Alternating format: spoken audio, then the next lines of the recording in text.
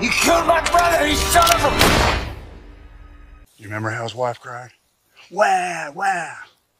Wah, wah, my baby, my baby. Cries pretty good. I'm gonna try to do like him next time. Halo, apa kabar semuanya? Semoga kalian semua sehat. Kali ini saya akan membahas alur cerita film berjudul Always yang dirilis tahun 2023. Film ini bercerita tentang seorang koboi yang sudah pensiun mempunyai misi menemukan para penjahat yang telah membunuh istrinya. Oke, tidak usah panjang kali lebar. Bagaimana alur ceritanya? Mari kita saksikan sampai selesai. Di awal film diperlihatkan seorang pria yang akan dibunuh oleh para bos mafia. Di sini kita juga diperkenalkan seorang pria bernama Carlton Briggs. Terlihat saudara dari pria yang akan dieksekusi itu akan menyelamatkan kakaknya. Pria ini menyuruh anaknya yang masih kecil untuk pulang ke rumah. Tapi si anak tetap melihat ayahnya yang akan dibunuh oleh para mafia itu. Anak kecil ini bernama James.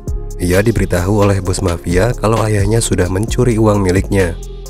Namun tak lama bos mafia itu tertembak oleh paman James. Alhasil, adu tembak terjadi antara paman James dan anak buah bos mafia. Paman James yang saat itu akan menembak Briggs, sontak saja Briggs mengeluarkan pistolnya dan menembakinya hingga tewas. Nyawa ayah James akhirnya terselamatkan. Di sisi lain, bos mafia ini menyuruh Briggs memanggilkan dokter, tapi Briggs justru mengambil uang milik bos mafia itu. Ayah James yang saat itu tidak terima atas kematian adiknya, kemudian mengambil senapan di sampingnya berusaha membunuh Briggs. Namun justru ayah James tertembak hingga tewas oleh Briggs di depan anak kecil itu.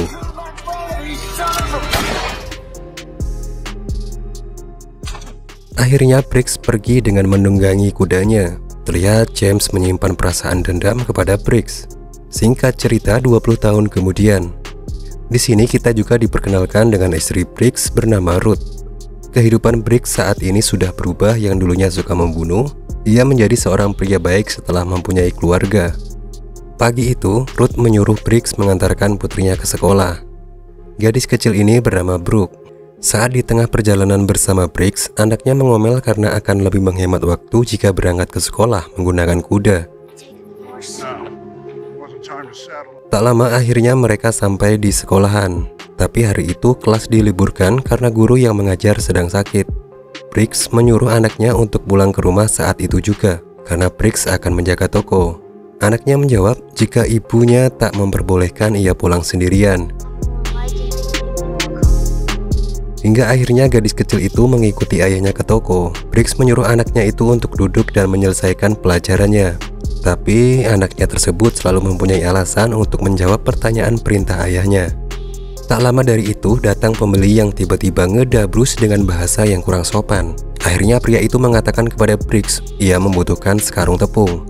Saat Briggs mengambil tepung, pria itu mengambil beberapa permen dari toples yang ada di depannya. Tapi pria itu mengembalikan lagi permen yang akan dikantonginya karena Brooke mengawasi perbuatan pria itu sambil melototinya. Saat Briggs datang membawa tepung tersebut, pembeli itu menyuruh Briggs untuk memasukkan ke dalam tagihan milik ibunya. Saat pembeli itu pergi, Brooke mengatakan kepada ayahnya jika pria tadi mencoba mencuri permen, tapi akhirnya dikembalikan lagi karena ia melihatnya. Brooke mengatakan jika tangan pria tadi kotor. Alhasil, Brooks membersihkan permen itu. Kembali ke istri Briggs yang saat itu akan mengangkat jemuran. Ia melihat dari jauh ada seorang pria menunggangi kuda. Ruth dikagetkan dengan pria yang muncul di depannya saat itu. Pria ini bernama James. James mengatakan kalau ia sudah tersesat.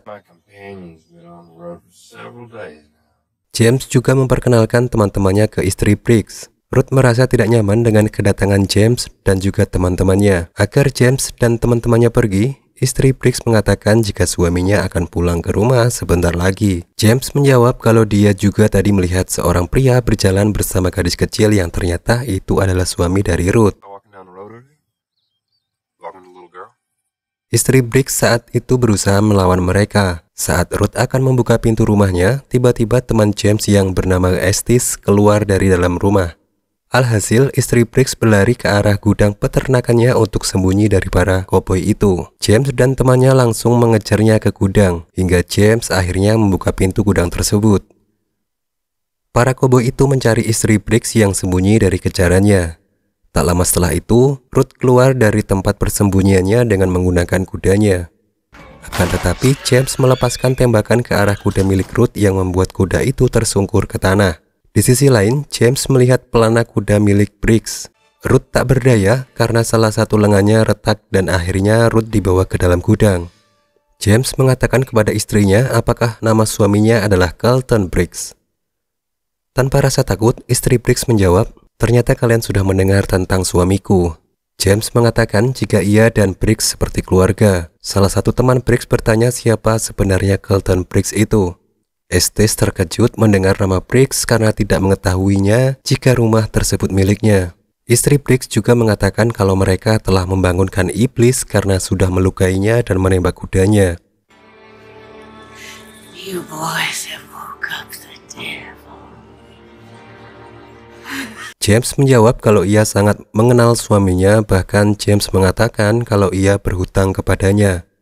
Kembali ke Briggs yang saat itu mengajak Brooke untuk pulang karena hari itu sudah siang. Tak lama setelah itu, Briggs dan anaknya sudah hampir sampai di rumah. Briggs melihat dari jauh ada keramaian di rumahnya. Pria itu seorang marsekal di wilayah itu bernama Franklin Jarrett. Ia kemudian mendatangi Briggs dan menanyakan apakah rumah tersebut milik Briggs. Marsekal meminta maaf karena ia tidak menyadarinya kalau tak ada orang di rumah. Briggs mengatakan jika istrinya di rumah dan di mana istrinya sekarang. Marsekal itu sebelumnya tidak mengetahui siapa pria tersebut. Akhirnya, Marsekal itu tersadar jika pria itu adalah Briggs. Marsekal kemudian meminta maaf kepada gadis kecil karena kurang sopan. Marsekal tidak mengetahui jika Briggs mempunyai sebuah keluarga.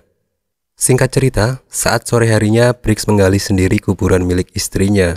Marsekal menceritakan kepada Brooke masa lalu ayahnya adalah seorang penjahat yang paling kejam yang pernah ia temui. Ia juga mengatakan pernah melihat ayahnya menembaki 3 koboi dengan santai.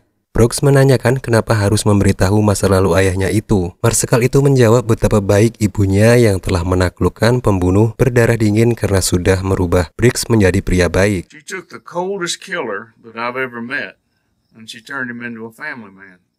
Malam pun tiba, Briggs yang saat itu baru selesai menguburkan istrinya. Marsekal mengatakan jika para penjahat meninggalkan pesan untuknya di gudang, dan ia juga akan melanjutkan mencari pembunuh istrinya. Briggs meminta memberitahukan nama penjahat itu dan kemanakah perginya. Marsekal menolak memberitahunya supaya Briggs tidak mencari penjahat tersebut. Briggs justru ngegas kepada Marsekal untuk meminta nama penjahat itu lagi. Marsekal menasihati Briggs untuk tetap tenang.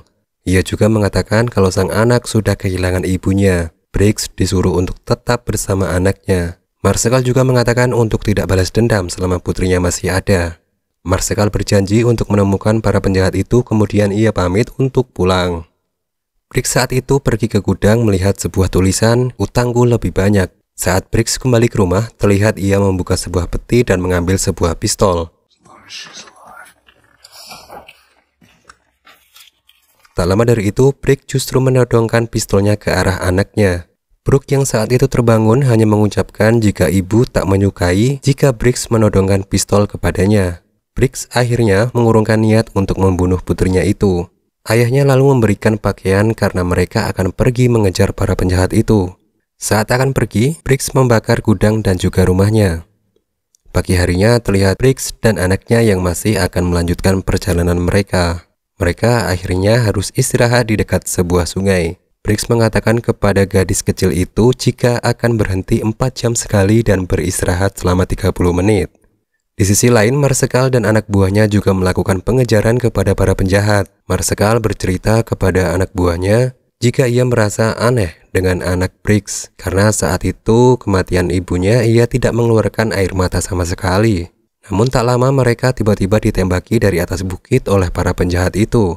Adu tembakan pun terjadi di antara mereka. Anak buah Marsekal yang saat itu akan bersembunyi tiba-tiba terkena tembakan dari penjahat itu.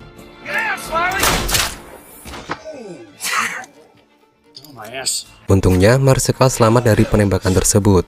Berpindah ke Briggs yang masih beristirahat. Briggs mengatakan kepada anaknya jika ia mendengar suara tembakan dari arah seberang sungai 10 menit yang lalu. Brooks mengatakan kenapa tidak membangunkannya. Ayahnya menjawab tidak ada alasan untuk terburu-buru. Kembali ke para penjahat, James saat itu meninju salah seorang anak buahnya karena seharusnya ia menembak marsekalnya terlebih dahulu. James mengatakan jika itu sama saja akan mengundang Carlton Briggs untuk mencarinya karena marsekal itu masih hidup. Briggs yang saat itu melanjutkan perjalanan, ia melihat ada seorang yang menunggangi kuda. Mereka berdua berniat mencuri kudanya. Briggs saat itu menyuruh anaknya untuk menangis agar pengendara kuda itu berhenti. Karena Brooks merupakan gadis kecil yang tangguh, ia saat itu tak tahu caranya menangis. Akhirnya Briggs harus mengajarinya cara menangis. Louder. Wah, wah, my baby, my baby. Wah, wah, my baby, my baby. Tak lama, pengendara bingung dengan apa yang dilakukan gadis kecil itu. Tiba-tiba Briggs menodongkan senjata ke pria itu dan menyuruh turun dari kudanya. Terlihat marsekal dan anak buahnya yang sedang berlindung dari penjahat itu tiba-tiba terkejut dengan kedatangan temannya yang disandra oleh Briggs dan gadis kecil. Briggs menyuruh anaknya untuk mengambil senjata yang dibawa anak buah marsekal itu. Sambil menodongkan senjata, gadis kecil itu menyuruh untuk menyerahkan senjatanya. Pria itu menolak menyerahkan senjatanya dan mengancam akan meledakkan kepala gadis kecil itu. Saat akan menarik pelatuknya, untungnya Brooks langsung menginjak kaki pria yang terluka karena tembakan penjahat tersebut. Brooks mengatakan kepada ayahnya jika ia akan mencoba menangis seperti pria itu. Cries pretty good. I'm gonna try to do like him next time. Marsekal dan anak buahnya pun menjadi tawanan mereka berdua. Marsekal juga mengatakan jika Briggs sampai membunuhnya, ia akan mendapatkan masalah besar. Tiba-tiba Briggs menyuruh anaknya merobek baju anak buah marsekal. Gadis kecil itu mengikuti perintah yang dikatakan ayahnya. Pria itu mencoba memohon untuk menghentikan tindakan mereka. James McAllister. Sontak saja membuat marsekal angkat bicara siapa nama-nama penjahat yang telah membunuh istri Briggs. Marsekal mengatakan jika penjahat itu bernama James Callister. Ia juga menceritakan para penjahat itu akan menuju ke Santa Rosa. Tapi Briggs tetap melakukan hal tersebut kepada anak buah marsekal. Marsekal langsung berteriak dan mengumpat akan membunuh Briggs. Ternyata yang dilakukan Briggs hanyalah mengambil peluru dari lengan anak buahnya yang tertembak oleh penjahat. Briggs mengancam marsekal jika ia tiba di Santa Rosa dan tidak menemukan James Callister, ia akan membunuh marsekal dan anak buahnya. Briggs dan anaknya langsung bersiap untuk pergi dengan mengambil senjata dan kuda milik marsekal. Saat akan pergi, Briggs mengatakan jika akan meninggalkan kudanya terikat di Santa Rosa. Di sisi lain, James dan anak buahnya terlihat sedang menggali sebuah peti berisi uang. Tapi uang itu bukanlah mata uang di negara tersebut. Saat itu, James mengeluarkan pistol dan mengancam anak buahnya, sambil mengatakan jika uang yang asli ia sembunyikan. James juga mengatakan setiap anak buahnya akan mendapat bagian yang sama selama mereka tetap bersama James. Anak buah James merasa khawatir jika Briggs mengejar mereka. Tapi James mengatakan kalau mereka cukup menunggu saja kedatangan dari Briggs, karena Briggs pasti memburu mereka. Terlihat James dan anak buahnya sudah tiba di sebuah kota bernama Santa Rosa. James mengatakan kepada anak buahnya untuk bergantian berjaga di pinggiran kota. Malam pun tiba, Brooks mengatakan jika marsekal pernah memberitahu kalau ayahnya suka membunuh orang. Briggs membenarkan cerita marsekal itu. Gadis kecil itu bertanya apakah berhenti membunuh semenjak kenal dengan ibunya. Karena terbawa suasana, Briggs akhirnya menceritakan kepada anaknya jika dulu Briggs merasakan ketakutan terhadap istrinya. Briggs juga mengatakan kalau ia sangat menyayangi istrinya. Gadis kecil itu meminta kepada ayahnya untuk mengajari bagaimana cara menembak agar ia bisa membunuh James Callister. Terlihat pagi harinya, Brooks saat itu sedang berlatih menembak didampingi oleh Briggs.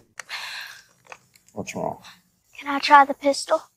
Mereka berdua akhirnya melanjutkan kembali perjalanan mereka. Berganti ke James yang saat itu menikmati kopi paginya, tiba-tiba Estes datang sambil ngegas. Dia mengatakan jika sudah berjaga semalaman, tapi tak ada yang menggantikannya. Estes marah kepada Butch Miller dan Big Mike. Butch mengatakan jika harus mengganti berjaga, kenapa tidak mendatangi mereka berdua. James menanyai Estes apakah ia tertidur semalam. Jawaban Estes terlalu panjang lebar yang membuat James tiba-tiba mematahkan salah satu jari Estes.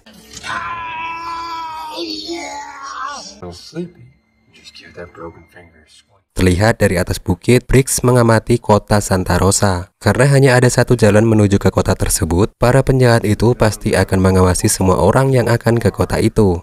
Briggs merasa tak asing dengan pesan yang ditinggalkan di gudangnya saat itu, yang artinya penjahat itu pasti mengenal dirinya. Brooks saat itu ditugaskan masuk ke kota Santa Rosa untuk mencari informasi siapa saja pengendara yang datang dan melewati kota tersebut. Terlihat Brooks melewati bot Miller yang sedang berjaga. Gadis kecil itu kemudian masuk ke sebuah toko, lalu ia mengoceh seperti pria yang pernah berbelanja di tempatnya dulu. Tak lama, gadis kecil itu keluar dari toko tersebut membawa sebuah belanjaan. Terlihat Brooks didatangi James dan anak buahnya. Estes teringat dengan gadis kecil itu.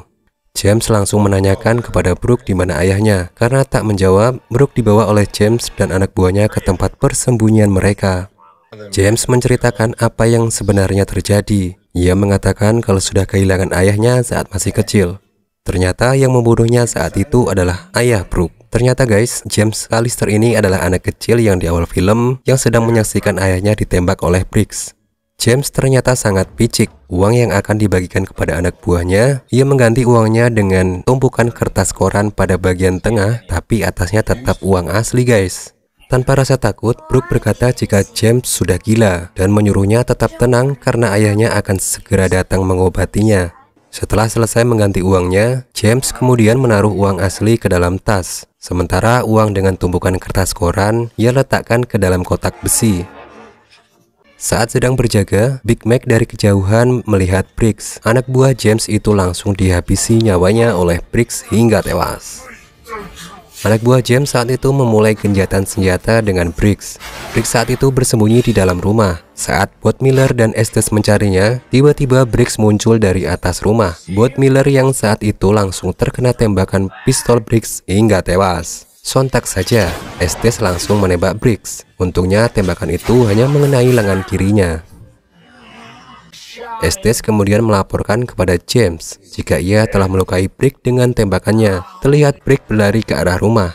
James menyuruh dua anak buahnya untuk mencari Briggs yang bersembunyi. Namun tak lama terdengar suara tembakan dari dalam rumah itu. Briggs yang saat ini masih berada di dalam rumah ditantang oleh James untuk menyelesaikannya dengan cara lama.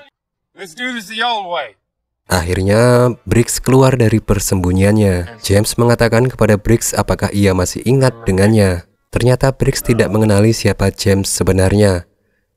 Dan James langsung menceritakan kalau Briggs sudah membunuh ayahnya saat ia masih kecil. Dan tantangan pun dimulai. Briggs mendapat kesempatan untuk menembak kepala James. Jika Briggs melakukan itu, maka Estes akan menembak kepala gadis kecil itu. Tapi jika Briggs menyelamatkan anaknya, maka James akan menembak kepala Briggs. Briggs yang saat itu bilang kepada anaknya bahwa dia menyayanginya. Tiba-tiba Briggs mengeluarkan pistol kemudian menembak Estes yang saat itu langsung tewas di tempat. Saat akan mengarahkan pistolnya ke arah James, Briggs terkena tembakan oleh James. Sontak saja, Brooks menghampiri ayahnya yang sekarat. James terlihat bangga karena sudah berhasil membalaskan dendam atas kematian ayahnya.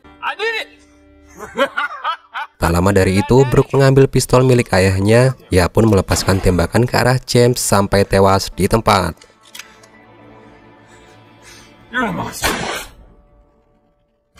Singkat cerita, Brooks saat itu dibangunkan oleh Marsekal. Brooks menanyakan apa yang akan ia katakan saat di pengadilan nanti. Marsekal menjawab jika ia akan memberitahu ke pengadilan atas apa yang ayahnya lakukan kepadanya karena sudah menangkap dan menyiksa Marsekal. Marsekal juga mengatakan jika ayahnya akan dikubur sebagai penjahat. Salah seorang petugas melaporkan sudah menemukan kotak besi dari dalam salon. Tiba-tiba Marsekal berubah pikiran untuk mengatakan saat di pengadilan nanti jika Briggs dan juga anaknya yang sudah menyelamatkan nyawa anak buah Marsekal karena sudah membuang peluru dari bahunya.